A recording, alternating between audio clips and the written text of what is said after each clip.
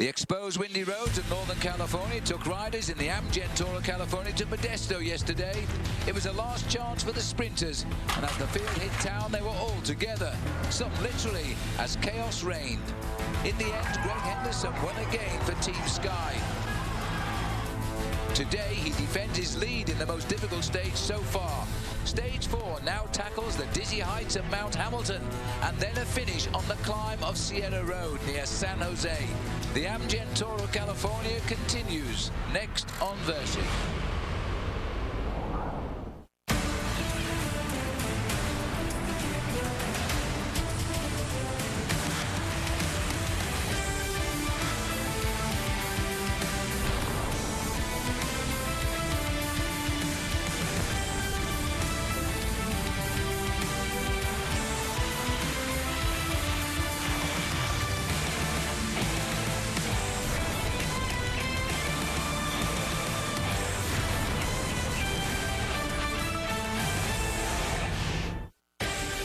Welcome to the Livermore Valley. It's not quite as well known as the famous wine Napa Valley, but it certainly is one of the biggest wine producing regions in California. It's where the riders set off today as they head now up into the Sierra Road and a first ever mountain top finish in the 6 years of this race. It is still cold, but thankfully there's no rain yet and there's certainly no snow. This is the biggest challenging day so far for the riders in the Amgen Tour of California. The crowd are ready and most of them had to walk or ride the bikes up here. Hi everybody, welcome back to our coverage of the Amgen Tour of California presented by United Healthcare. I'm Phil Liggett, this is Paul Sherwin, and this is a very big day in the Tour because we found the high mountains here. We're standing 2,500 feet above San Jose. Now that doesn't sound particularly high, but they do that in about 4 miles of climbing, Paul. Yeah, for the moment, Phil, we've had the hors d'oeuvres. This is the Plat de Résistance, the most important part of this race.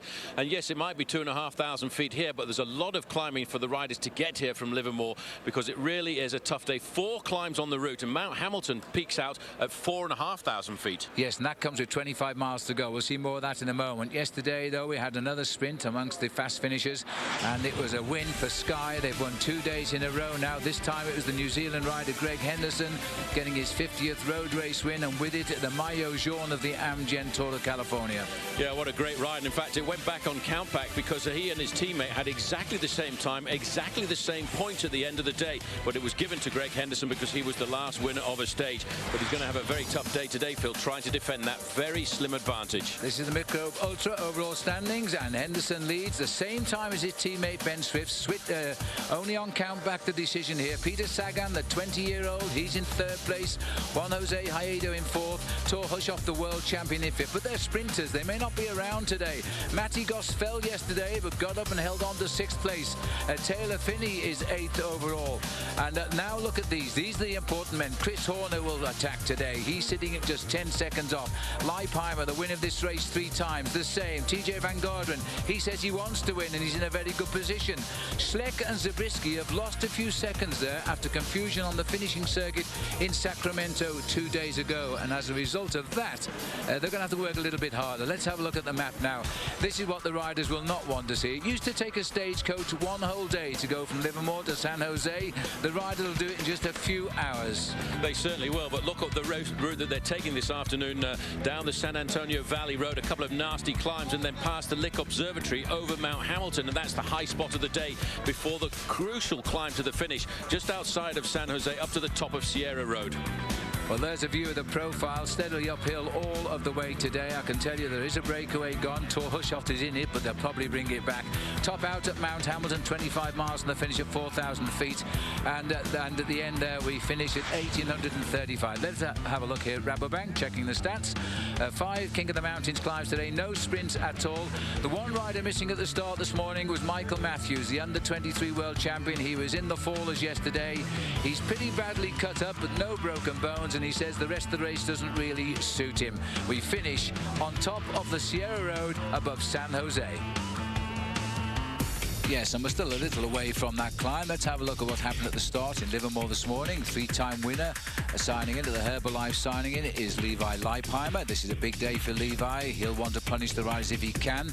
This is Dave Zabriskie, who's finished 3 times second in this event and would love to do better. Hincapie's won 3 stages and a 4th overall, and he's still smiling. And this is the overall leader, Greg Henderson, who is going to be under pressure today. Now, sadly, was the funeral today of Wouter Weiland in Ghent in Belgium, who died in the Giro d'Italia just 2 weeks ago, and his teammates in this race from Leopard Trek joined in with the rest of the race for a moment's silence.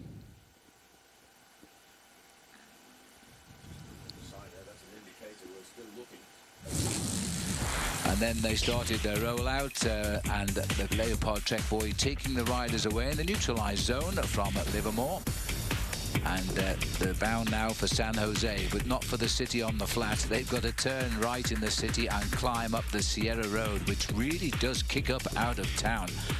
Only 2,000 feet to the summit, but very, very steep. And the club cyclists had a timed race on there this morning as well. Now the weather, well, it's not too bad actually. It's warming up a little bit, 60 degrees Fahrenheit, light winds, a little bit of rain in the air, but I think they'll stay away.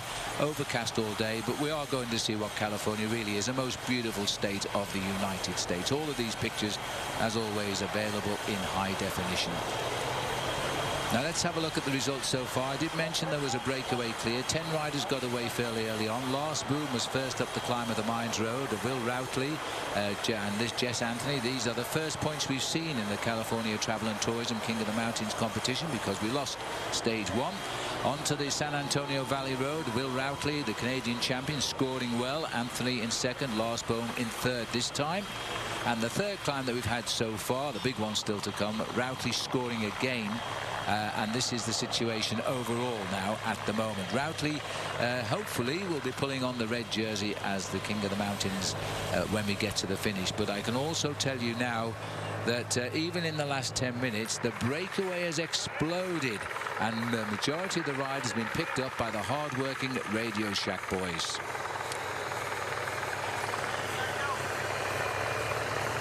Well, as we look now at the riders here on the front, Team Radio Shack, Paul, quite clearly came out that we're on the San Antonio Valley Road here. We're just on around about the 51-mile point, 83-kilometer point have gone in the race. The whole race distance today is 82 miles.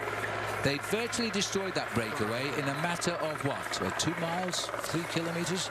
And you can see how serious these riders are taking today's stage, because the big teams now have decided this is the time to come out and play. This stage is the one that everyone knew would be the opening stage of the real aggression of the Amgen Tour of California. Once they've gone over the top of this climb, Phil, they're going to have to face up to the extremely long climb of the climb to the summit of Mount Hamilton.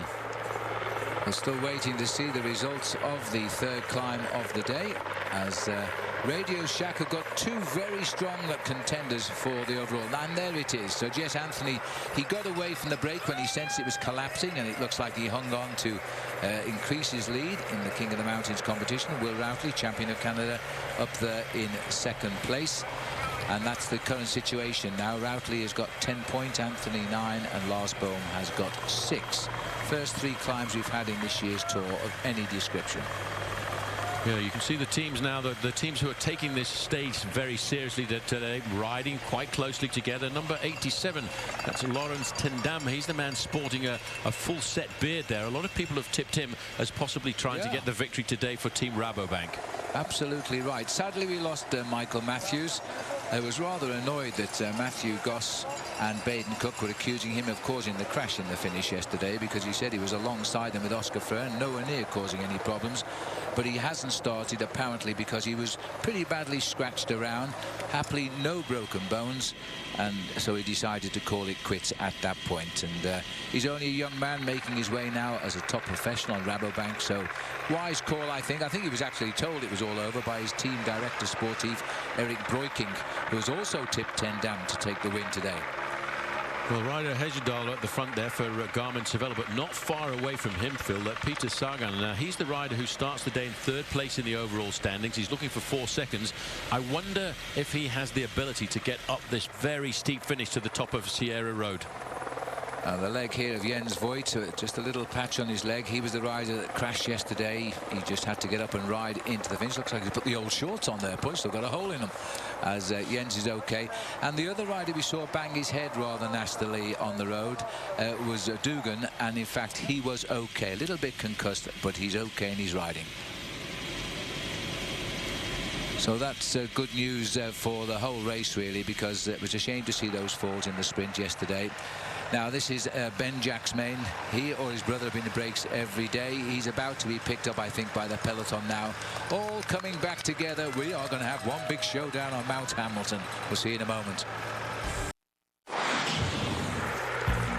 Welcome back as we look here at the overall leaders at the start of the 4th day of racing in the Amgen Tour of California. The yellows on the shoulder, Greg Henderson, that's the race leader. The points Herbalife sprint is on Peter Sagan. The most courageous breaking away from cancer is Jan Barty yesterday, and the best young rider under 23, he wears the white Rabobank jersey. That's also Peter Sagan. Now this is the end. He was coming back all of the time on the San Antonio Valley Road. This is the last man of the 10 to be swept up, and this is Ben Jacksmains from the Bissell team, but they've had a great race so far, and the fast tempo being done all of the time. I think this is Irizar on the front for Radio Shack. Chris Horner always rides with his half smile on his face, looking forward to fireworks on Mount Hamilton, he said in the press this morning. And the Radio Shack have certainly started with great intent. Just behind Horner on our right is the 3-time winner, Levi Leipheimer. So these are very, very serious moves being done now. High speed to destroy a lot of weaker riders on the climb, and then see just who is left when we go on to the very steep slopes of Mount Hamilton. Then there's a descent down to San Jose, and then we have something like a 4-mile climb up to the top of the Sierra Road. So as it continues on now, each day we are awarding, courtesy of Rafa Clothing, a red cap to the rider who finishes last over the line every day. Well, today he's talking with Bob Roll, rather. This is William Dickinson. Will Dickinson, Jelly Belly, has a lock on the Lantern Rouge or the Red Lantern competition. Explain a little bit to us if you could. Well, we figure if we can't hang on to the yellow jersey, we might as well keep something within the team. Yeah, it's just the way we planned out. I mean, we're an attacking team, and when you attack like crazy into a 200k stage with a headwind, then chances are you're not going to be there at the finish. So, yeah, lost a little bit of time yesterday, but today's another day. Try to go in the breakaways, hopefully. One of the guys on the team, at least. Yeah, definitely one of the guys on the team. We've got a few good climbers here, and today's the first day with some climbs in it, and there's a chance to get a KOM jersey. So there's definitely going to be a few of us very keen to get up the road. And perhaps haul the team out of the Red Lantern. For one stage anyway. That's right, yeah, get rid of that red number. But yeah, we've got Danny's moved up the convoy a bit, so we're sitting in the middle of the convoy, so he's happy, and we're getting some TV time. So far the tour's not going too bad for us. All right, worst of luck. Just kidding. Thanks very much. Well done, William Dickinson there. He finished in a group of 10, just over 9 minutes behind the winner, Greg Henderson, yesterday. But he's right, he's getting some telly for his Jelly Belly team, and seems to be pretty happy as well. So he will get to ride in a red cap as the Lantern Rouge, the last man on the stage yesterday.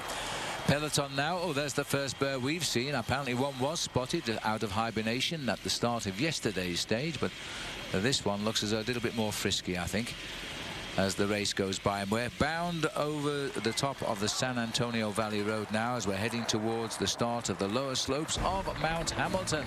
And the bear has been dropped, and so too, I'm afraid, have these 3 riders. We'll take a break. See you back in a moment.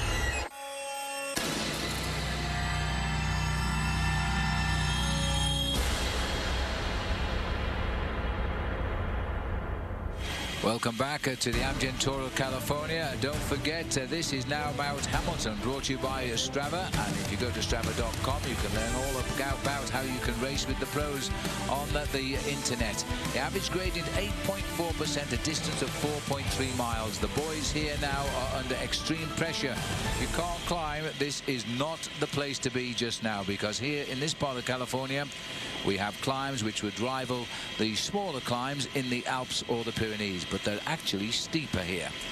40 kilometers or 25 miles once we top out to go in this race. We're hitting 4,130 feet. And already the peloton has been reduced by some incredible pacemaking by Radio Shack. Well, the pictures around the world, and in this particular area we're now seeing in the fullest splendor, I think, Paul. They just sprinted up towards the top of Mount Hamilton. And the riders, surprisingly, I would say they're down to about 35 riders in that breakaway. Now, with 25 miles, 40k to go, they must keep going. Well, they will keep going, and it's a pretty tricky descent off the top here. We get a chance to see, as you said, Phil, magnificent pictures here being brought to us as we look at the descent now. And the best place to attack a descent like this is right in the first 15 places. That's where you can be nice and safe. That's where you keep out of difficulty. Linus Gerdemann is in this group with Andy Schleck, but the dominance are really, for the moment, is being put onto the plate by Team Radio Shack. We've just gone past the Lick Observatory here, which, as everybody locally knows, is just on the top of Mount Hamilton. Now the Radio Shack boys have paced up, and it looks like they're going to control the pace going down. They're not going to do anything silly down here. These are very, very sharp bends, extremely steep and winding roads as they race back down to the valley. And remember, they are going to touch speeds here of 50 miles an hour and maybe quicker. So they'll want to see their way down with a little bit of common sense today. They've made the first move, Radio Shack. They've shaken out a lot of riders. Now they'll wait and see what happens as they go down to the valley. Well, they're being very dominant a long way out, Phil, as you mentioned. We're still looking at about 25 miles, 40 kilometers of racing to go to the finishing line. And we're, as you said, looking at speeds of 50 to 80 kilometers an hour. And on this descent, I would put this down as a very technical descent. The best place to be is right at the front, as Team Radio Shack are, because you can dominate the pace and you can pick the lines around these corners. The tricky thing about the descent is because during the winter months, this is a fairly high mountain road, and actually the road actually breaks up a little bit because of the ice and the snow. So you've got to be very careful coming around some of these very tight hairpins. This is a real corkscrew now as they slam those brakes on and go around it very tight indeed. And they're right. I think the Radio Shack boys have decided to try and control this from the front and go down sensibly. It might allow one or two riders to get back on here because they'll take a little bit more risk. Jens Voigt, remember, was dropped coming up towards the top, no doubt suffering from his spectacular fall yesterday, and he should get back on now. Well, you know what's going to be the important thing on the latter part of this stage this afternoon is how many teammates you've got up alongside you. And I noticed that Haimar Zubeldia, in difficulty for a couple of kilometers or so, has recovered and managed to get himself back into this group, and he could be extremely important down towards the end of the race. We're looking at around about 50 kilometers an hour going down here, 23, 24 miles an hour of racing, 30 miles an hour, I should say. Yeah, and I think that's common sense cycling right now. And hey, we've got a shadow on the road. That must be caused by the sun, and that's the first time we've seen it since we were up in Lake Tahoe, where we lost the stage with the snow. Maybe we're going back to normal service in the Tour of California. So let's hope so anyway, because even the local people are complaining about the poor weather around San Jose this year. But the riders on the way down, when they get down, they go up, and they'll go up to the finish on the first category climb of the Sierra Road. Still plenty of racing to come. We'll take a break.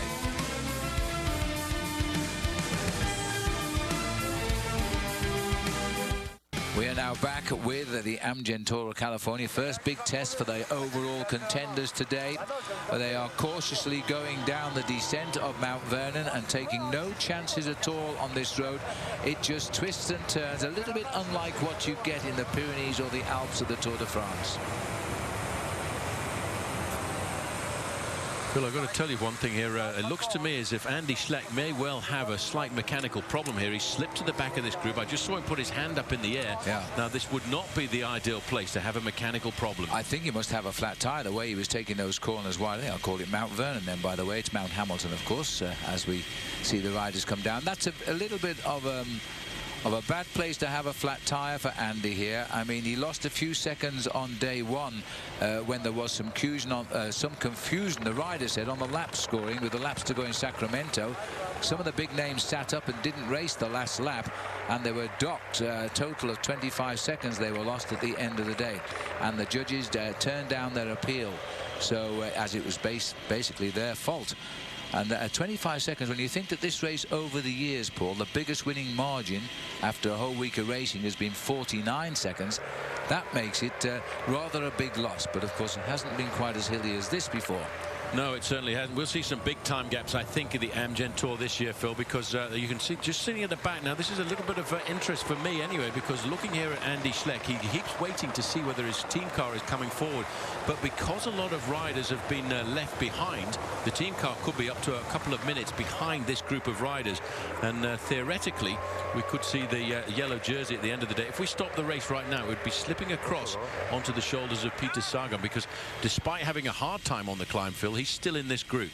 Yes, you can never underestimate Peter Sagan, the 20-year-old. He looks older than that, and he is such a strong rider. Had a magical season last year, and he's, well, people are saying he can win this race. He can certainly ride time trials. He won 2 stages of this race last year as well.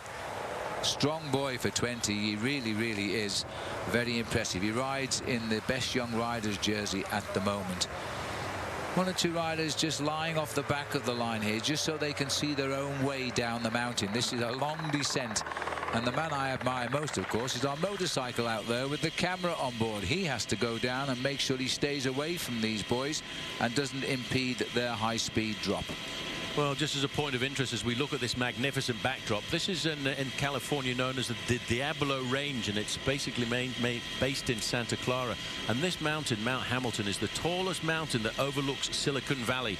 And the top there, as we noticed just a little while ago, was the Lick Observatory.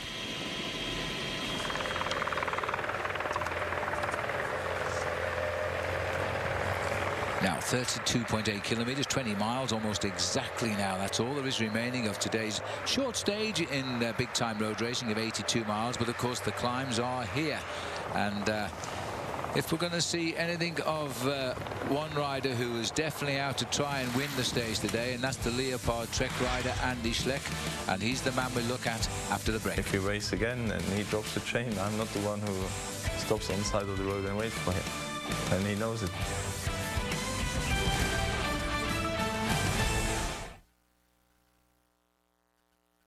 And as we look out here at the Amgen Tour of California, let me remind you of the Giro d'Italia, because this is taking place also simultaneously across the pond. It's the 2011 event, the first Grand Tour. 3-time Tour de France champion Alberto Contador. He was the leader at the start of today's stage. Now, I know some of you don't like me telling you who the winner was today, so I won't. But make sure you pick it up on Universal Sports and check your local listing there for coverage of the Giro d'Italia.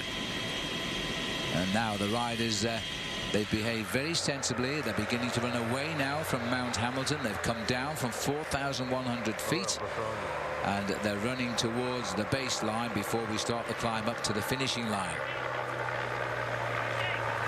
Shallowing out a little bit now, Paul. So it's time just to keep the workload going as best you can. Well, this is Ryder Hagedal now. This is the move they watched all of the time, Phil, while they've seen all the pacemaking being done by Team Radio Shack. Everybody else has waited in the wings. Now, all of a sudden, bang, and Ryder Hagedal, wearing number 13, has come out of the pack. Well, he said early on he was feeling good. He said he had a good opening to the Amgen Tour, so that was pointing out well. He had a terrific ride in the Tour de France last year. Wasn't too happy with his classic season in Europe, but I think maybe those legs are coming back here. Now he's back in North America. Well, I'll tell you what, I think this was a very well-timed move, but he's not really rattled at all the men from Team Radio Shack, because they're trying to pull him back into the fold. While the excitement for Team Leopard Trek is at the wrong end of this group, because Andy Schleck, Phil, is waiting for something to happen. He's waiting for his team car to come up alongside, but with riders dropped off the back of the group, who knows when his car's going to get there to help him. Yeah, this is very difficult for Andy Schleck. I don't know whether he's got a slow puncture, but he's taking the corners very wide. Now I'm wondering if his front wheel is a little bit soft and he's having a job holding it on the ground. But the attack has gone by Hagedal, who finished 7th in the Tour de France last year. He's got himself some company there. Is that Lawrence Tendam who's crossed the gap? It would not surprise me if it is. Well, Andy Schleck's got his team car up alongside him. This is a very precarious moment from the rider from Leopard Trek. He was looking at the victory here this afternoon. He's trying to get the camera out of the way. He's trying to get on board a couple of drinks, but obviously a little bit of panic on board Leopard Trek. Now he's in amongst the cars. He's desperately searching for his team car now. This is not what Andy Schleck wanted to be preoccupied about. There's a bottle. And surely he's not made all this scene about getting a drinking bottle. He's got one in his back pocket. Oh, he's just found he's got one in his back pocket. Well, I don't know if that's just a little bit of psychological trickery he's trying to play on the shoulders of everybody else. But I tell you what, this is a very tough acceleration coming along here by Ryder Hagedal from Team Garmin Cervelo, and he's the kind of guy who could create the surprise this afternoon and rock the foundations of Radio Shack. And it's not Lawrence Tendam either who's joined him, but it is a rider from Rabobank, and it might well be Paul Martins who's got up to him there. We'll catch up with him as soon as we can.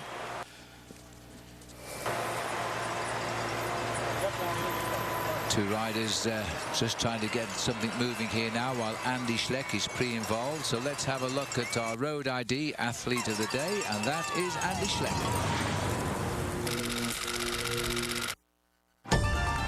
As we see the move from Andy Schleck, his chain has jammed, the contenders gone.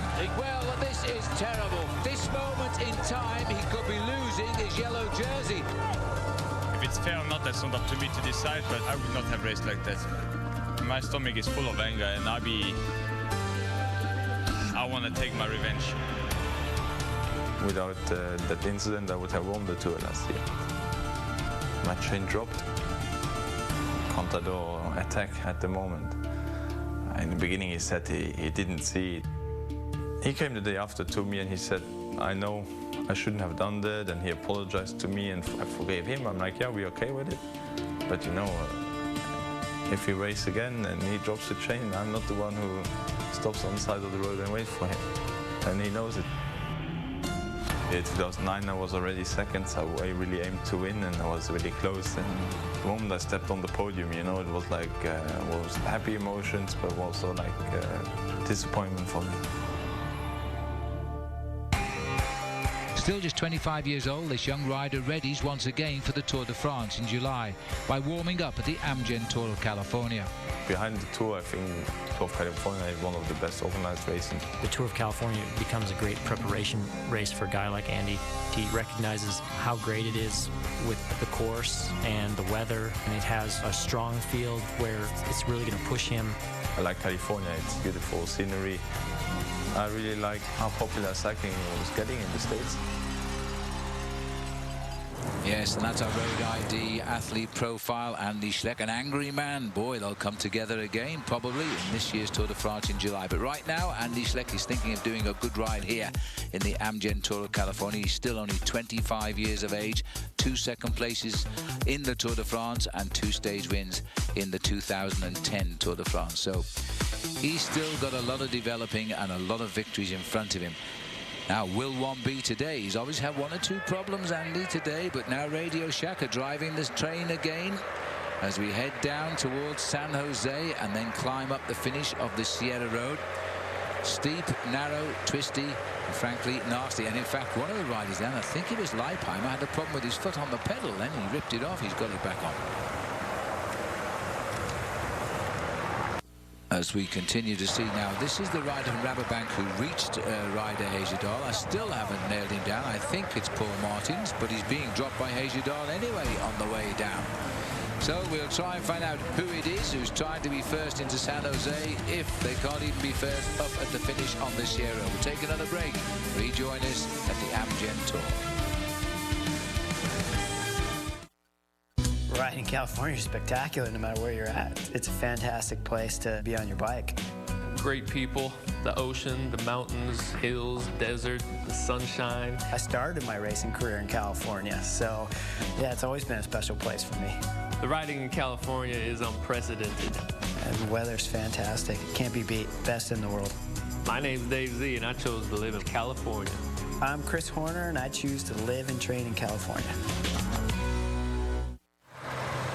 Yes, welcome back to the Amgen Tour of California, presented by United Healthcare. And this is now stage 4 here, 82 miles rounded up, heading towards the top of the Sierra Road outside of San Jose. Still, we've got Hejidal out in front. It was Paul Martins who was trying to go with him. He's been dropped on the descent as Hejidal has gone down. So we've only got Ryder on the front by himself just now, and it's still Radio Shack doing all of the work. And look at this now. They are trying to take their top 2 powerhouses to the foot of the Sierra Road. It's just like racing to Alpe d'Huez in the Tour de France. This isn't in the old days with Lance Armstrong and letting him go once we get there. That's what they'll try and do. There is Paul Martins, and he's coming back. He's getting his road back up to Ryder Hejidal, so well done. He just couldn't cope with the speed that Hejidal was going down those mountains. So Martins has made a big effort here to get to the front. Well, he's still making that big effort, I have to say, because he's trying to close this gap down. One final kick, and he's into the slipstream now of Ryder Hejidal. Okay, we've got 2 leaders now. Now let's go back to Bob Roll as he's made his way over to the MBT Lifestyle Festival booth, and let's see what he's found for us. I bet it's a shoe. I'm here with Mitchell Mann from MBT Shoes, a very innovative product that Mitchell's going to run us through. Good to see you again. Good to see you again, Bob. Great to be out here in 2011 Amgen Tour of California, out here with MBT, massage barefoot technology, active lifestyle footwear for anybody who wants to live a healthier, active lifestyle. Come check us out. We're the official off-the-bike footwear for Jelly Belly team. Come see us at the Finish Festivals.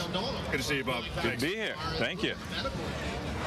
Bob didn't have to ask too many questions there, but that is a real nice looking shoe. Now the 2 leaders are still together. Ryder Hejidal and Paul Martins joining forces. The peloton are not that far behind them, but you know, they may not control these 2.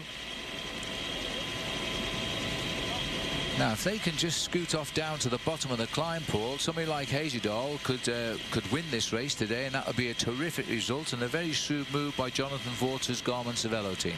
No, I think that's the plan here. Everyone was looking possibly at Dave Zabriskie and Christian van der Velde, that they allowed all of the pacemaking to be done over Mount Hamilton by Radio Shack. And then all of a sudden, when it looked as if Radio Shack might have been weakening a fraction, to hit them with a hard move like this. Well, this is the pained face here of Ryder, who's 30 years of age now, and pro since 2002. He's the first Canadian and the only Canadian to win a stage of the Tour of Spain of Vuelta de España, which he did back in 2009. And his big claim to fame was the way he finished in the top 7 riders in the Tour de France last year. We were commentating on him maybe creeping into the top 10. He surpassed everything towards the end of the Tour, and he finished 7th in that race. Big result for him. I know he has a tremendous following in Canada and elsewhere.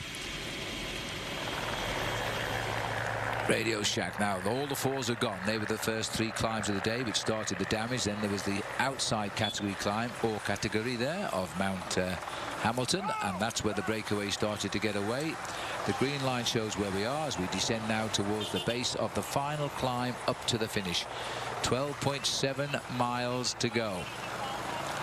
So don't forget, cycling fans, head to AmgenTourOfCalifornia.com to check out the new Bike Manufacturers Challenge powered by SRAM and witness the behind-the-scenes battles between the constructors of your favorite race bikes. Every stage is a fight on the open road to determine whose technologies are smart and tough enough to deliver the 2011 Amgen Tour of California. Stop by daily for in-depth tech features and a glance at our leaderboard as we reveal who really makes the world's best racing components, wheels, pedals and frames. Now, the beauty of California, at last we get to see it now with the snow gone, the cloud is gone, and the Radio Shack boys are on the attack. At least they have to be now. They're hunting down Ryder Hejidal. We'll take a break.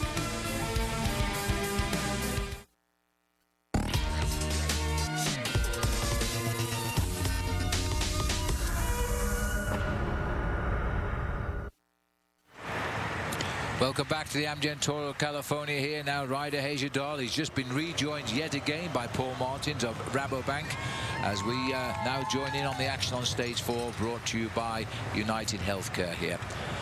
Sun is out, thank heaven, some will say. It's a pleasant day today as they race towards the bottom of the mountain. Well, we can now, there is some indication of the views here now as we look across to San Jose and the valley here.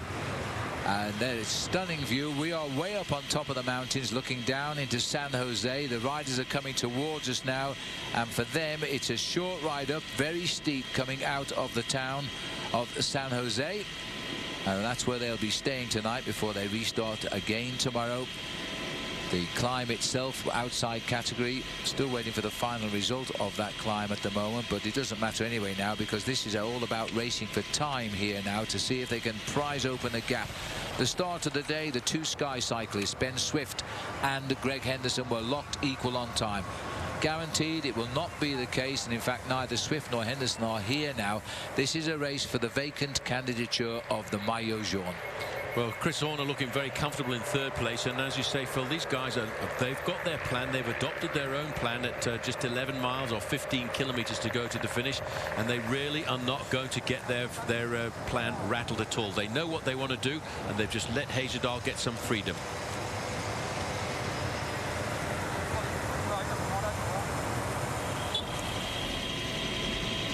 Just look at these snaking pictures here now. I saw Rubens Battagliati, who was in that leading break earlier today. He's found himself hanging up the back of this string. Now Bob Roller's enjoying himself today around at the start area, and we can check in with Bob again now. I think he's talking about Giro time trial helmets in our Nissan innovation of the day. Not too long ago, in the Jurassic period of cycling, when I was a bike racer, you had the road race version and you had the time trialing version of the cap. Things have changed tremendously since then. Now most riders in the time trials use a very aerodynamic teardrop shaped helmet, and this has an incredible advantage when slipping through the wind. You notice there's no vents like you see in a regular road racing helmet. The venting comes through here, the integrated visor, and the exhaust ports come out the back of the helmet. That keeps the rider cool. Also, this teardrop shape follows the contour of the rider's back and is unbelievably slippery through the wind. These helmets are used exclusively in the time trial, and in races won and lost by mere seconds, this is a gigantic advantage in today's cycling. I don't think I could have gone that much faster when I was a pro, but maybe a little bit.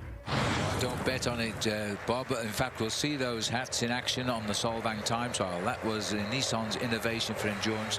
The Facebook page at facebook.com/innovation for endurance.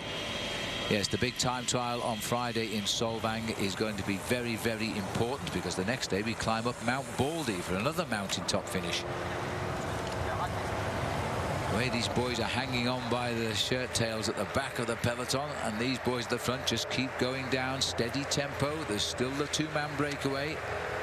They're not overly concerned by it just at the moment. The Radio Shack, here's the two leaders. It's been a rough old ride for Paul Martins here. He just cannot control Ryder Hejerdal on the way down. He just cannot get around the corners with the same efficiency as Ryder Hejerdal can do, and I have to take my hat off to him, because he's been dropped on a number of occasions, but he's been so tenacious. He's fought his way back, and once he gets to the part of the course that actually suits him, he's very prepared to work with the Canadian. Just looking down from the helicopter, the peloton did grow a little bit in size after the descent, or was still on the descent really, of Mount Hamilton, but hasn't overly grown. So a lot of riders have seen their day done on the climb. Here? Now what has happened here? This is a problem with Hejerdal. No, it's not. It's the Rabobank rider.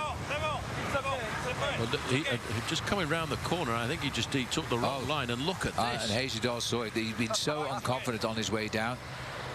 Wow. He did well. And he shouted at him in French to say he was okay. So, but interestingly, Hejerdal waiting for him here. Well, I think he realizes, Phil, that over the next 4 or 5 kilometers or so, once they get to the outskirts of the city of San Jose, he will do a lot better to have a strong pair of legs with him to assist him get to the bottom of the climb together. But look at this. I'll tell you what, this man here was very sensible. He kept himself nice and calm. He went in a straight line because he knew if they banked it over, he was going to drop that bike. But it indicates how there's lack of confidence here. Hejerdal is an absolutely demon ex-mountain biker, the way he handles that bike down hills. But clearly Martins, when you're following someone else's, the same with the peloton, you see, they've also misjudged that corner, and we've lost one. And you've really got to keep your wits about you on this descent. Well, I was just saying, Phil, before they came into that corner, these riders never know what the exit of the corner is going to be like. Well, the writing always on the wall. You've got to have your wits about you at these sort of speeds here. Hejjedal had no such problems. Very, very skillful boy on a mountain bike as he was, and this mountain is losing a good friend, I think, in Hejjedal as he goes down here, because there'll be no problems whatsoever. Look at this once more. We're going to take a break, but this is how you don't descend the mountain, heading towards San Jose. But he's okay. We'll take a break. We're back with the Amgen Tour of California, looking into the face here of Paul Martins, who is now helping Ryder Hejjedal, trying to race to the foot of the Sierra Road. We're just virtually into the streets now, San Jose, at 5.1 miles, 8 kilometers to the finish, and those last 4 miles plus will be all uphill to the finishing line. Big plan this by the Garmin Cervelo team. Ryder Hejjedal is the first to attack and draw the attraction of the other riders, and they're all gambling he won't be too far ahead when we start the climb of the Sierra Road. At the moment it's only just over 40 seconds, so the gap is not significant. But once onto the slopes, it will be every rider for himself. Most of the mountains are behind us. We're off to the far right of the picture here, the green line, and we're approaching the start of the Sierra Road. Take my hat off to Paul Martins today. He's yo-yoed on and off the back of Hejjedal, but when he has come back, he's tried to help him in the pacemaking. Now, as we look here at the Radio Shack boys, I have noted up there TJ Van Garderen, not too far away from the action. He's one that wants to do well. Here's what he had to say this morning. TJ Van Garderen, so far, how's the Amgen Tour of California been going? It's a bit shorter than it was supposed to be, but it's been going really well. Do you think that that might affect some of the overall contenders have fresher legs for the difficult stages that are starting today and the time trial and Mount Baldy stage? I don't think it should affect the overall contenders as much, but I think it'll help out some of the lesser guys have fresh legs, so it might make it a more nervous fight into the climb, but there might be more people there. But other than that, the main rivals still stay the same. You've been over Sierra Road a number of times, and how do you see it playing out today with the stage finishing at the top of it? It's going to be tough. I mean, it's going to be hard to control because it's such a short stage, and with Mount Hamilton in there could be some strong guys going into the breakaway and difficult to pull back. But yeah, I don't know. I mean, you can plan out every scenario and it'll happen differently, so we just got to kind of see what happens.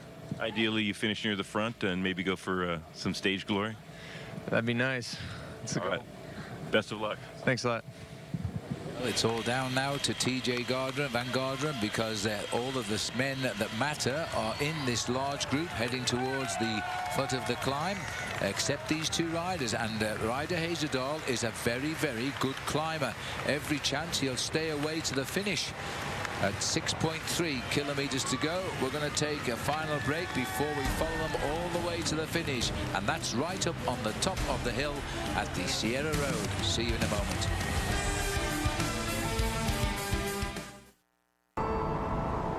It would be an epic stage. Sierra is really going to bust it up.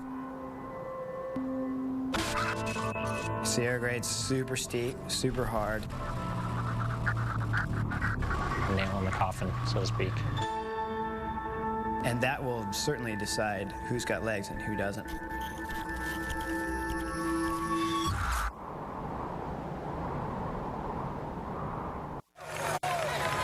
Welcome back. This is it. Right ahead of the riders now is the Sierra Road. This is the Nissan Drive Electric to the finish with 5.8 kilometers to go. The riders have hit the blue arch.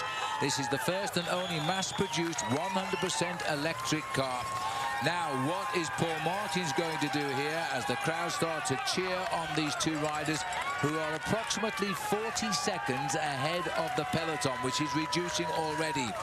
It starts here in the town, and then we accelerate up over the hill. And there goes the move. It had to be anticipated. Paul Martins hasn't got the power to go with Ryder Hejjedal. Now the Canadian has got it all to do to the finishing line. It is a very steep climb indeed. I think this was to be expected. Ryder Hejjedal needed Paul Martins to help him on the pacemaking to the climb, but now it's down to pure climbers, and this man is a pure climber. He's given himself a head start over the peloton. There'll be no more let up now on these slopes as we start right over that ridge. Let's pull back down. The peloton on the same straight.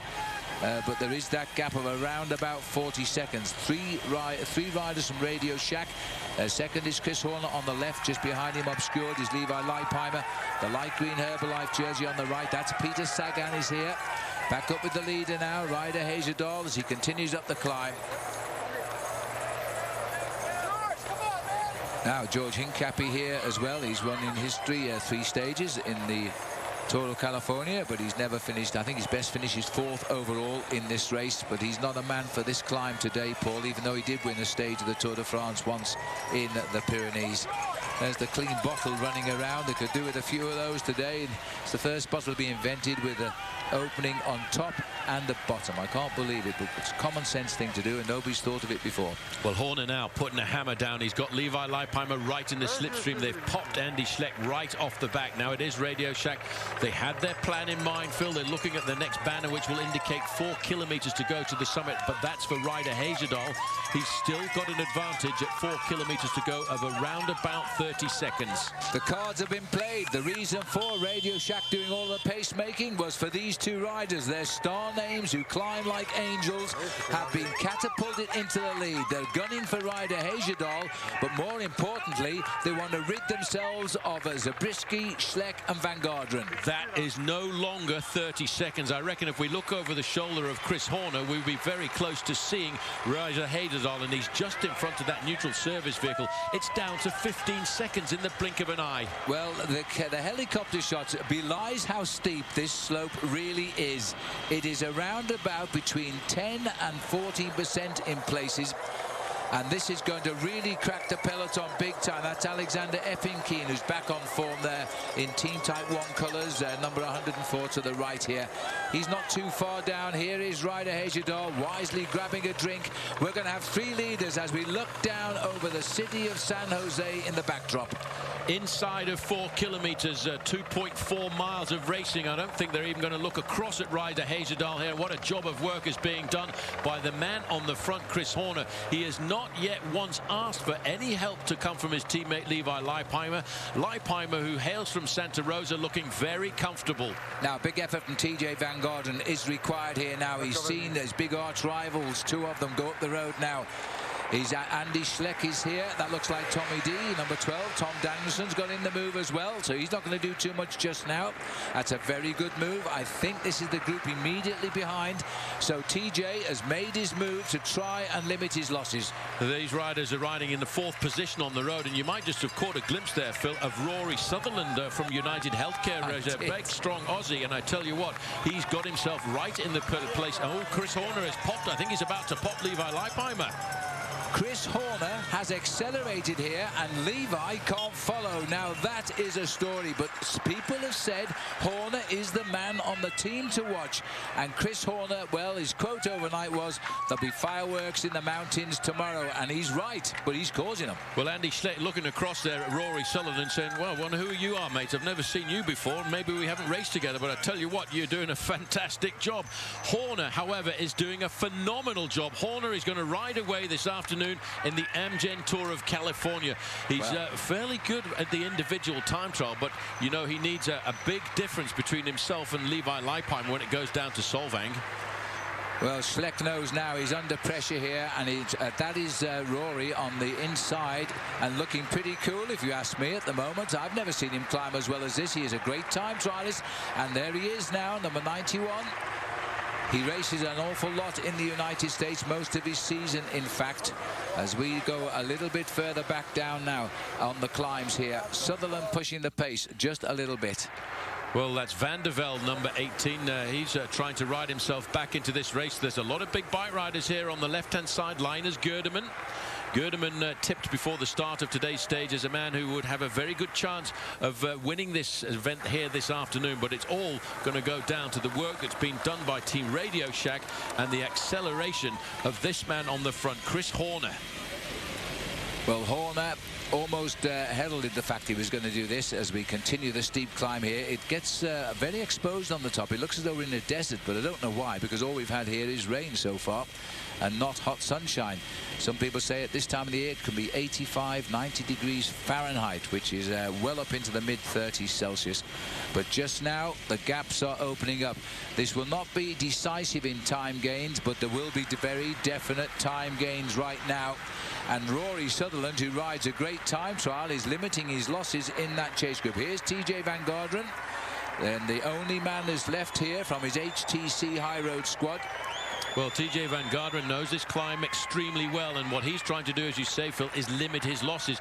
He too is a very good individual time trialist. If he can keep himself a little bit further away from the front end of the main field, he can ride himself back into this event. Now, this very elite little group, chase group, Van Garderen is the rider in the pace-making at the moment. Tommy Danielson, Andy Schleck, Rory Sutherland. That's the second group on the road. This is now the third group on the road. Christian van der Velde is here amongst this one. Lawrence ten Dam is the Rabobank rider on the far side of the picture, also piling on the pressure. Well, this is Linus Gerdeman now making the acceleration from this group, and right in the group with BMC riding exceptionally well is Steve Morabito.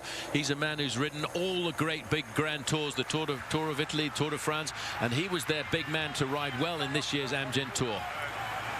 Now, as we follow the chasers here rather than the leaders, the last time we had a look, it was Chris Horner setting the pace up towards the summit here. 2.9 kilometers left to ride up to the finishing line now. And here he is, a rider who has done it all in the world of cycling. He's the most underestimated bike rider, I feel, in the world of cycling. He never gets the credit he deserves, this man. He's a brilliant bike rider. This year alone, he's had fourth in the Tour of Catalonia in Spain and finished second in another big race in Spain, which he has won in the past, the Tour of the Basque Country. Well, you know what, Phil, he is also one of the most experienced riders in the Amgen Tour because he runs out at 39 years of age. He's going to be 40 years old in October of this year, and he's still got that dedication to take himself to the top end of the sport. TJ Van Garderen here is riding himself, if he can, back into the Amgen Tour. Tommy Danielson won't help him at all.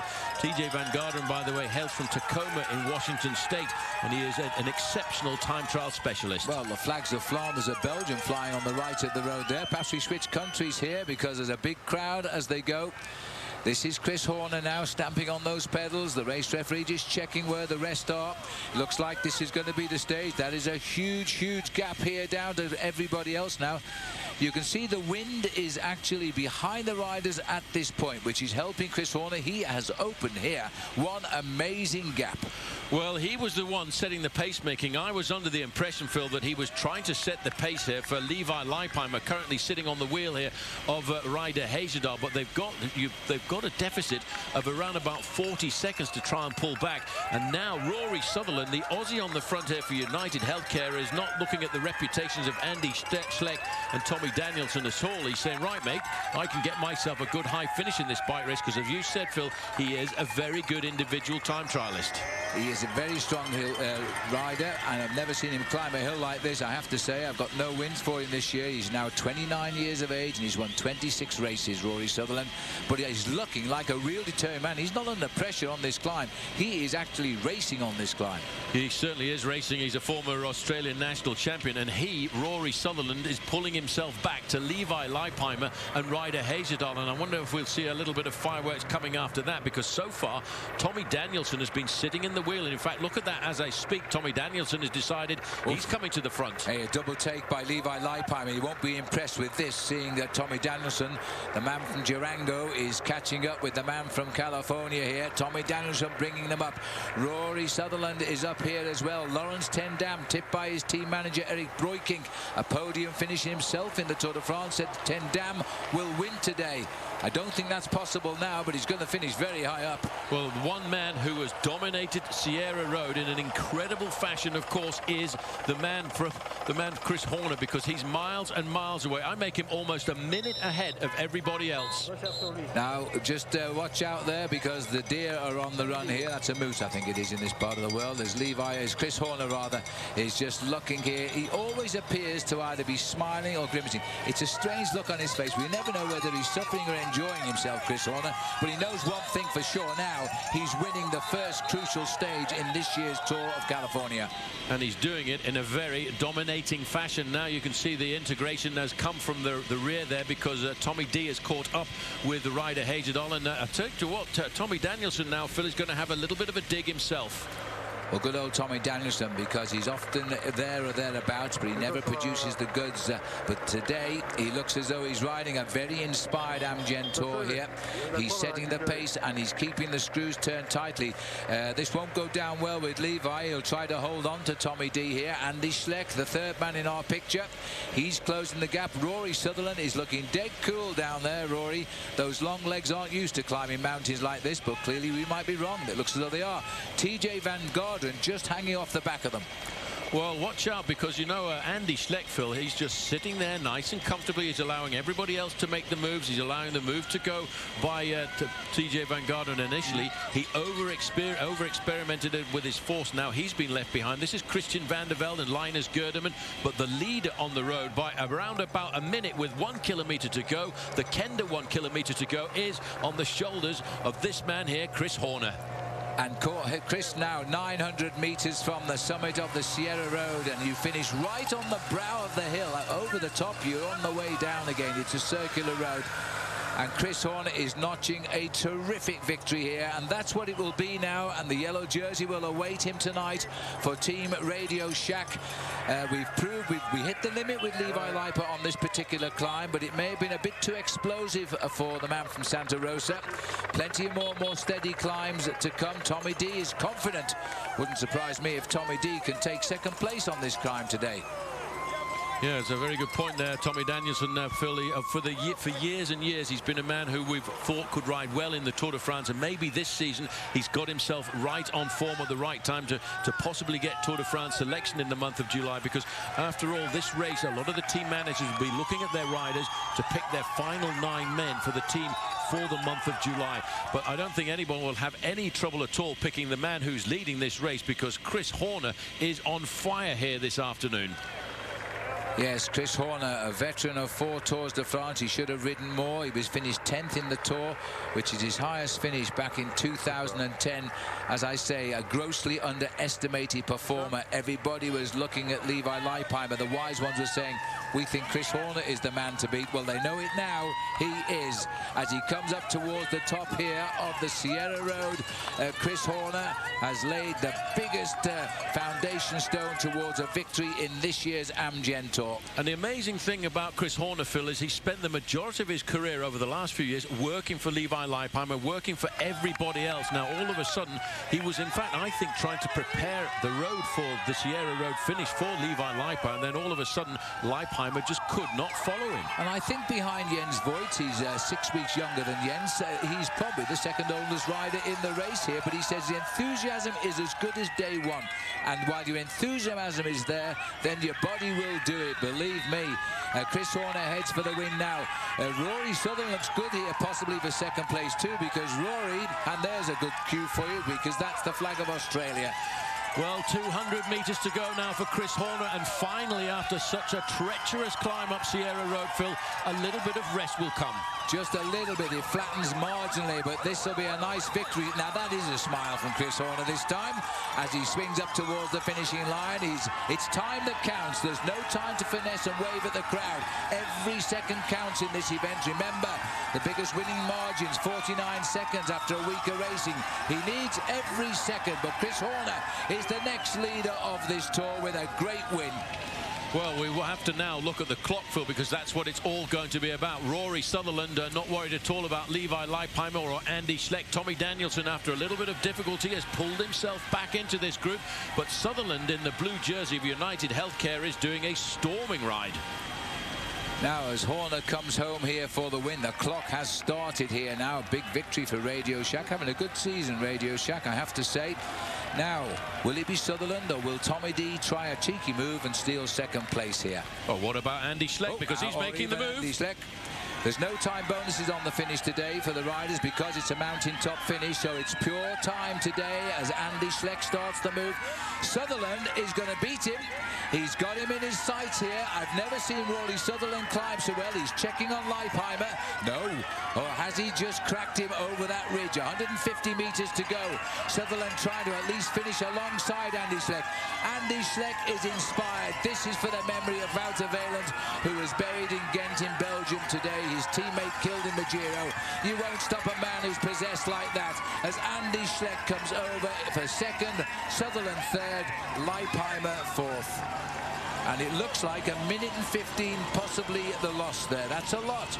It's a big loss, and coming up to the line there, Tommy Danielson and Ryder Hagedal. Ryder Hagedal, the man who set this up for an explosive race up Sierra Road, and he will be wondering whether or not he should have actually conserved a little bit of energy, because I don't think he would have been dropped if he'd stayed in the main field. But he has made this a very dramatic race up the slopes of Sierra Road. Well, one or two surprise names there. There's Lawrence Ten Dam just coming in around 7th or 8th place. I would think Van der Velde is in this group here. And Linus Gerdeman coming in as well. And there's where we are. That's the look of our mountain position here now. This is an helicopter slightly ahead of us, but right down below is the metropolis of San Jose. Los Gatos is through the gap off to the left. And as the riders now continue, Steve Morabito comes up the climb, just checks over his shoulder here. Boy, that was a battle, but it gave us one outstanding performer in Chris Horner. He's 39, he's 40 as Paula said, in October this year. He's approximately 6 years younger than Jens Voigt, who is the oldest man in the race, and he produces a climb like that. That's Morabito crossing. Well, here's the man who started all of the aggression, wears number 13, and he really set up what was a very fiery finish here. And here comes Peter Sagan. I had a feeling this climb might have just been a little bit too difficult for him, but he should be climbing himself well up in the best young rider competition. Yes, he will keep his lead in the best young rider competition. But then again, TJ Van Garderen is possibly going to move up now, because he was up in that lead group, so he might well find himself in the lead jersey in that competition. Well, I have to say, Phil, there's going to be some big time gaps at the end of today's stage. I wasn't expecting really to see time gaps quite as big as this as we came up to the top. There's Andy Schleck. I think he would have liked to get the victory this afternoon, but nobody could do anything about the power of Chris Horner on a stage like today. Good tactics played out today. Radio Shack played those tactics well. So too did Garmin Savella with the attack by Hagedal. It could so easily have gone. There's Hincapie coming in. Well done, George. His brother Ricardo is at the finishing line, so they can have a word with each other as they come up to the top of the climb here now. The faces tell the story. It wasn't a long stage today in professional cycling standards, but boy, it was a very, very hard one indeed. The beauty of the mountains around San Jose. Rory Sutherland, great ride by Roy today. I don't think I've ever seen him ride so well. That was a terrific performance by the Aussie. Yeah, former Australian national champion. He's an extremely talented bike rider, and I have to say they're going to have to be very careful with him when it comes down to the individual time trial. Although with a minute and 15 over the time trial in Solvang, I think Chris Horner has got to be feeling quite comfortable. Well, Horner will turn out a reasonable time trial, especially if he starts last as the leader of the Tour. That will give you all the inspiration you need. When we go down to Solvang, the time trial is on Friday, by the way. Saturday, another really tough mountain stage. Dave Zabrisky's coming in, and that is a big loss. And I would say that's the end of Dave's tour, I'm afraid. 4.5 minutes approaching. There he is. He's the boy coming up the straight now. So he's gone through 4.5 minutes, Dave Zabrisky. So that is the end of Dave's hunt for the final yellow jersey in Thousand Oaks. He's a big casualty on the stage today, up here into the Sierra Road finish. Well, what a magnificent finish by Chris Horner as he comes up to the top, right at the top here of Sierra Road, and tomorrow he can start with a big advantage. Yes, that's the rider's eye view of the finish here. All the cameras, roadblock from all the press and cameras there as well. Superb result by Chris Horner. Fully deserves it. Only one non-American's ever won this race, by the way. That was the Australian Michael Rogers from Canberra last year. And Michael not here this year because unfortunately he's sick and not able to defend his title. He rides for the Sky team as well, and they've done pretty well with the opening two-day victories, but not now. Now it's gone very definitely in the direction of the Radio Shack rider. Let's have a look at how they've crossed the line. These are the results of the day. 3:27 short stage, a minute 15 the gain by Horner over Andy Schleck, Rory Sutherland, Levi Leipheimer, a minute 22 to Tommy Danielson of Garmin Cervelo. And we can show you some more. Christian van der Velde, we're very pleased with it. I think Christian's done a good ride, lost 129. Hejerdal in the end lost 136. Lawrence Ten Dam, a minute 45. Talansky's a man on form. He's done another good ride, that youngster, 150. Linus Gerdemann, the German, 150 for him, riding for Leopard Trek. Well, that's the stage result. We've plenty more to come, of course. We work out the overall, the interviews, the usual wraps. So don't go too far away. Stay with us as the Amgen Tour of California continues on the Sierra Road. See you in a moment.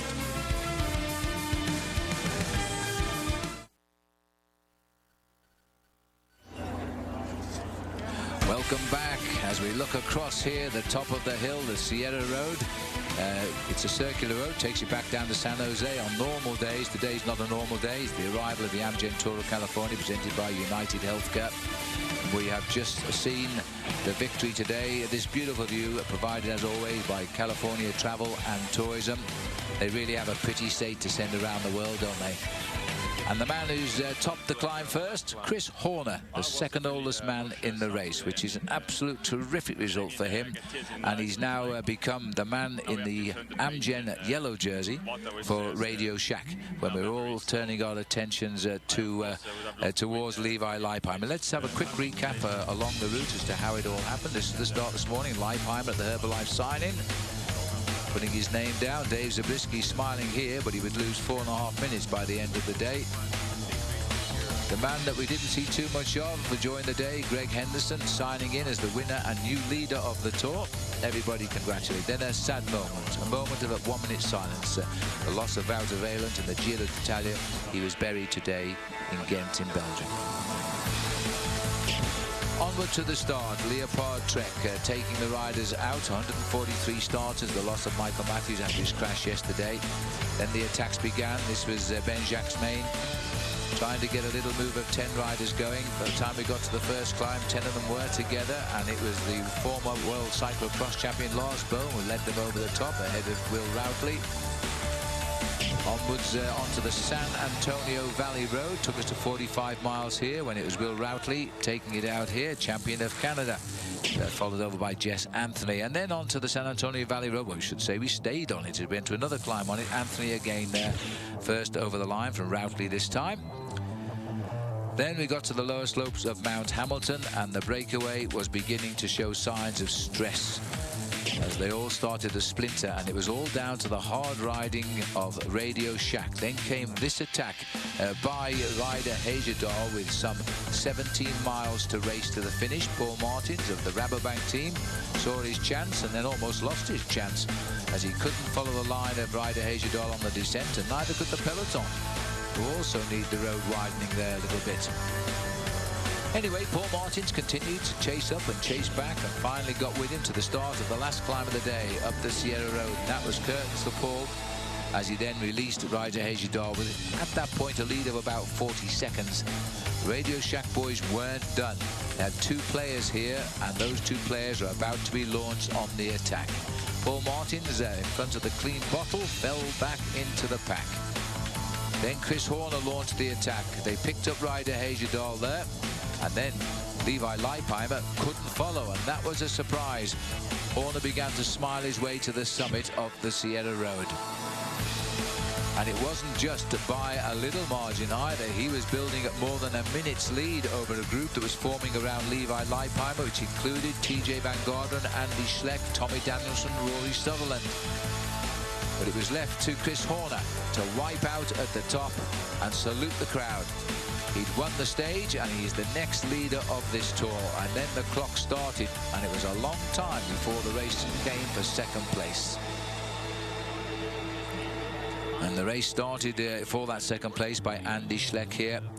And there was no catching Andy today, with the memory of the loss of his friend and teammate in Italy, and then buried today in Belgium. Andy Schleck got the second place. Rory Sutherland chased him all the way for third. Levi Leipheimer went over in fourth. But there is the winner, and that is Chris Horner, the new leader of the tour. Club Ultra overall standings tonight. After 11.5 hours, Leipheimer is a minute 15 behind his teammate Tommy Danielson, 1:22. Christian van der Velde, 1:29. Rory Sutherland, a minute 30. They're the top 5. Can we show you some more? I think we can. Schleck is 6th, looking for 90 seconds as well. Hejjedal hung on. He lost 96 seconds. Linus Gerdeman in the frame at 1 minute 50, teammate of Schleck. Andrew Talansky from the USA making great progress with Garmin Cervelo is in 9th place. Lawrence ten Dam, the top Dutchman there, in 10th. TJ won't be too happy with 11th, I don't think, especially 2 minutes 5 seconds back, but he gave it his best shot. Brent Buchwalter living up to his good name. He's in 13th place. Steve Morabita completing the top 15 there. Peter Sagan cracked a bit today, 2:14 for the youngster from Slovakia. And Chris Froome, the top Sky boy there, 2:53. He's a good climber. Out on stage, Chris Horner, all smiles. He says he never, ever loses enthusiasm for bike racing. It's as if it's his first day as a pro. Well, that was back in 1995. And he's pulling on a leader's jersey yet again. Can he hold it all the way to the end? He's got the team around him who could do it, I think. Especially with the roads ahead. The time trial doesn't hold too many fears for him, and neither do the high roads of the mountains of Mount Baldy. Now, what do I do next, he says. I think you just receive the kisses now, Chris. There you go. Let's go to... start today and a very difficult climb to finish. How did it go out there on the last climb? I was definitely emotional start today. I mean, standing there, get tears in the eyes, was like, now we have to turn the page, and what I would say as a memory. So I, of course, would have loved to win for him, for his family today, but yeah, I finished second. It was not possible to follow Chris today. He was the strongest, but I'm quite satisfied with the second place. Compare this climb to some of the very difficult climbs in the stage races in Europe. It's a climb is a climb, man. I mean, but this is really hard because you never really have a flat path and no turns. You gotta go with the same pace all the time. You can never recover. And but yeah, I think that was maybe what was my advantage in the end. Another big mountaintop in a couple of days' time to Mount Baldy. Looking forward to that stage now. You seem to have pretty good legs on today's stage. Yeah, I was surprised. I surprised myself today. I didn't expect myself to be up there, but yeah, like I said, I had a break after Liège, but I was not lazy. I was working hard, so looks like it pays off slowly. Okay, best of luck, Andy. Thank you. Bob caught me a little bit there with the interview, but nonetheless, well said, Andy Schleck. It has been a tough day for all riders in the world of cycling today, as we recognise the loss of Walter Weland in Ghent in Belgium, where he was buried. We're looking out across the mountains here, which has really opened up the Amgen Tour of California now. It means that the riders who still want to win this race have got to attack to gain quite big time gaps here on Chris Horner, which is what we like to see, because this terrain certainly has the nature of the course to actually open it up. But back to the finishing line, the arrival of the Maillot Jaune. There'll be no surprise here. Greg Henderson, happy to see the mountain top.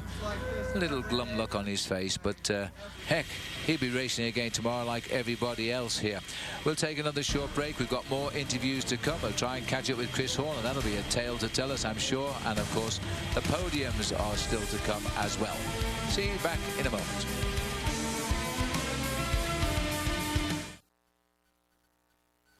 Welcome back. We're looking here at riders now beginning the descent back down to the hotel, which is in San Jose, about 5 miles down into the valley below. 19 minutes has passed by since we saw Chris Horner come up in solitary splendor. We're just waiting to see Chris receive his prize as stage winner.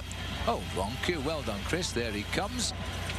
And there's the flowers first. Now, are we going to see him get the Maillot Jaune as well at this time? But well, the big R on his chest. This is a huge result for his sponsors, Radio Shack. And we might have expected to see Levi Leipheimer standing here, although I think those in the know would have said it was Horner's day today. There we are, the stage result confirmed at 3:27. Schleck at a minute 15 with Sutherland and Leipheimer. They fought to keep same time as Andy Schleck as he came up in the sprint. Tommy Danielson looking for a minute and 22 now.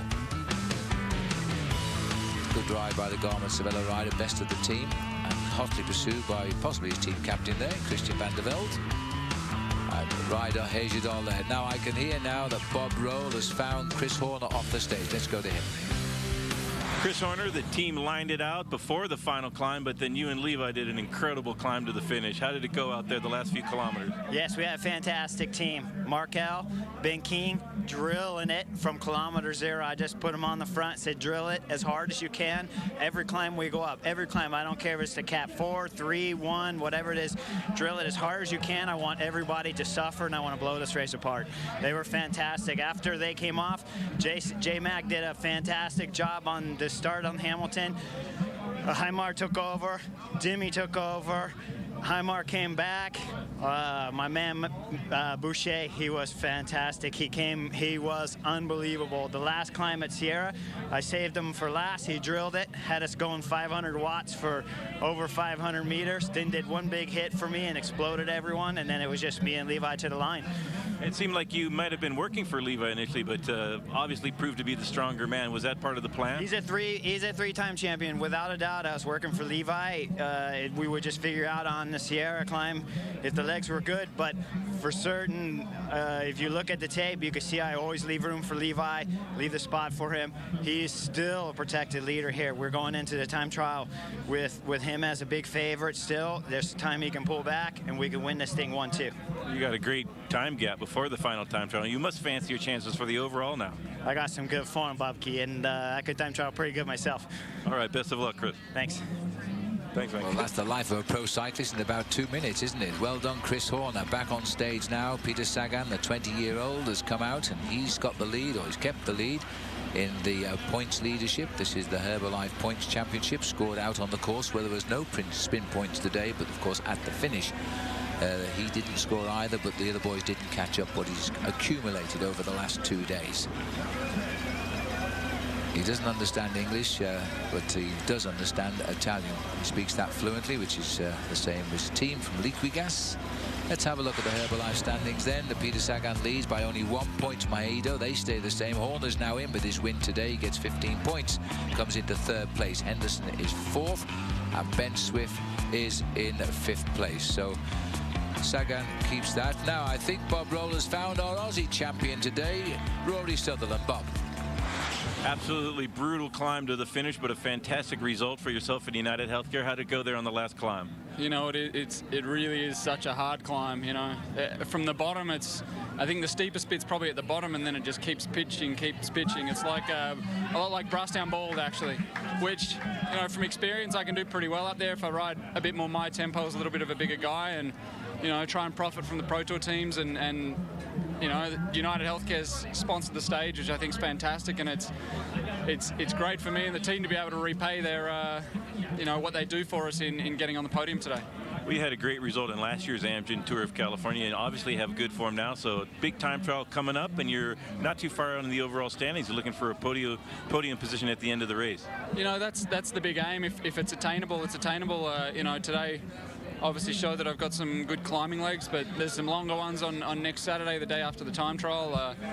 Been working a lot with Chris Boardman this year, and you know, obviously on Boardman bikes, and he's actually turned up today, and I'm going to go over some strategy for the time trial and try and get as much as we can out of it. But obviously tomorrow we're still got to get through tomorrow's stage unscathed, and then we'll start thinking about the time trial. And for a domestic American team, how important is the Amgen Tour of California? You know, this is it. This is for us. This is the Tour de France. This is what we've been working for. You know, Mike Tamayo, the director and manager, we started working on this a month after Tour of California last year. You know, it's a huge objective for the sponsor. It's obviously huge, you know, media importance for them as well. And like I said, to be able to get on the podium for them on this stage that they sponsor, of course I'd love to win, but seems like Chris was going a little bit quicker than some of us. Well, congratulations and best of luck for the rest of the race. Thank you.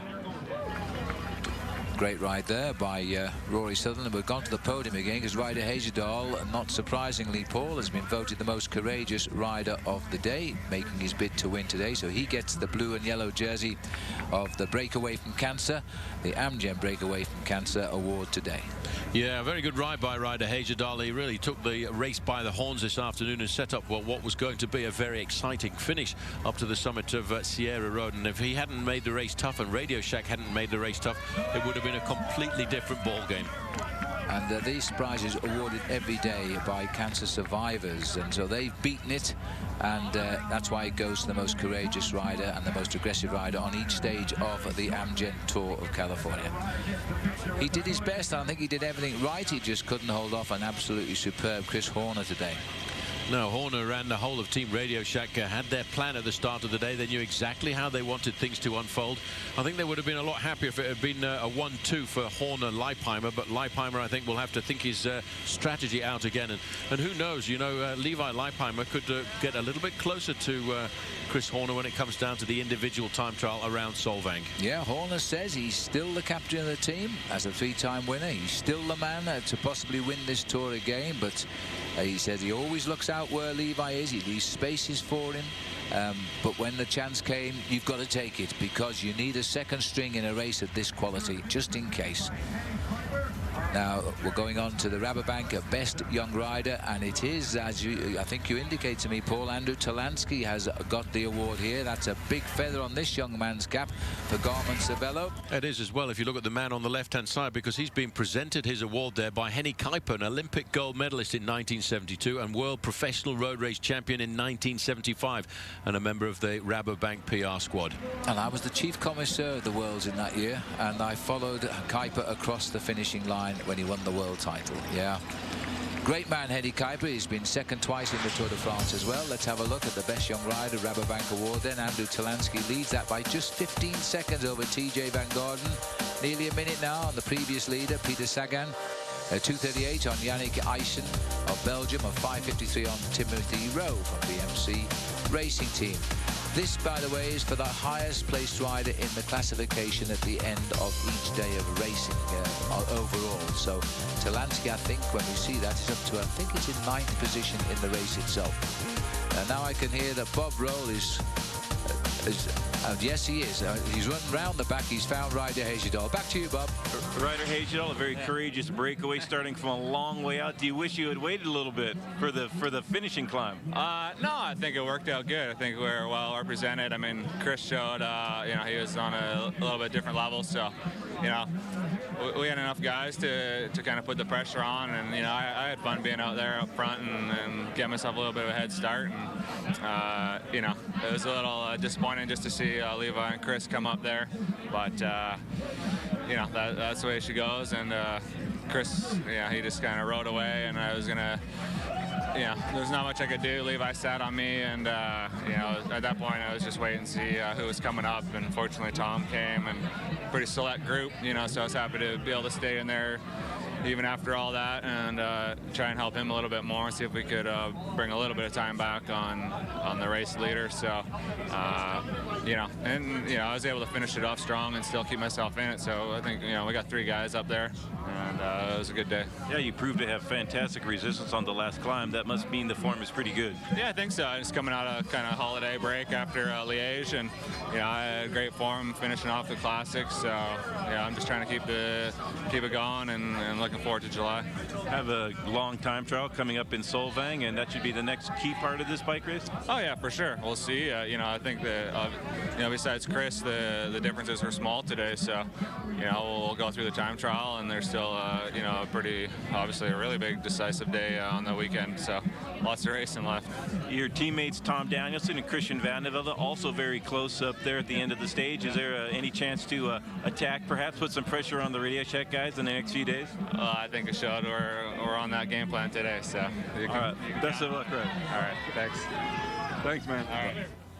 Ryder Hagedal there to increase the lead in the team race for sure. Now, as we go to the California Travel and Tourism, King of the Mountains. First time we've seen this jersey since we started. We have mountains today, and Patrick McCartney, who was the first rider over the top of Mount Hamilton, has scored the points that matter. Well, he certainly has, and he can wear that jersey with pride tomorrow. And as you say, it took a long time for the mountains to come, but when they did come, Phil, they came with abundance and some dramatic climbing as well. Yes, and that's a good result for Spider Tech as well, the Canadian team here, which is trained by Steve Bauer. They've got a good result and a leader to defend this tomorrow. Not so many major climbs tomorrow, of course, nothing like today. As we think it'll go down now to Mount Bordley for this competition. He's equal with Levi Leipheimer in the overall with 12 points apiece. Chris Horner comes in with 10. Will Routley had a great day out, the champion of Canada. He's there in 4th, and Andy Schleck is in 5th. Those three have got 10 points, so that's competition has still got a long way to go as we head down to 1,000 Oaks. If you're only just joining us, which I hope you're not, the winner today is now Chris Horner, the new leader of the tour. We've still got more to come, so don't go away. We'll see you in a second. Well, the last view for you today as we look out from Sierra Road here, as we welcome you back to the Amgen Tour of California, which is presented today by United Healthcare. And this is the crowd now beginning to descend the Sierra Road, and probably going no quicker than it took Chris Horner to come up the Sierra Road. This is where we go tomorrow, Paul. Not a flat day, a long one. It's the longest of the tour. Well, slightly changed because of those problems with Highway 1. The riders moving away from Seaside through Carmel Valley Road, over Greenfield for a sprint point, through to King City and San Lucas, and then all the way down through the outskirts of San Luis Obispo County, the home of HTC, to finish in Paso Robles. Yes, well, we went also last time. I think it was last year, might have been the year before now. I can never remember. These are the altitudes for you as we go over the climbs. We have 3 sprints to be introduced again tomorrow. There were none today, but we also have these climbs, 5 of them coming through. So it's quite a difficult route, and we finish down at Paso Robles there. Remember, stage 4 Rio tonight at 11 p.m. Eastern time. Tomorrow, stage 5 from Seaside to Paso Robles. That will be live at 5 p.m. That's 2 p.m. here on the western coast of the USA. And stage 5, of course, will re-air again tomorrow evening at 11 p.m. Eastern time as well. So we saw some real bike racing today, didn't we? Remember, you can log on to NBCSports.com. And thanks to Rafa, the official sportswear partner of the 2010 Amgen Tour of California. Well done to Chris Horner, the new yellow jersey of the tour. And from everybody here.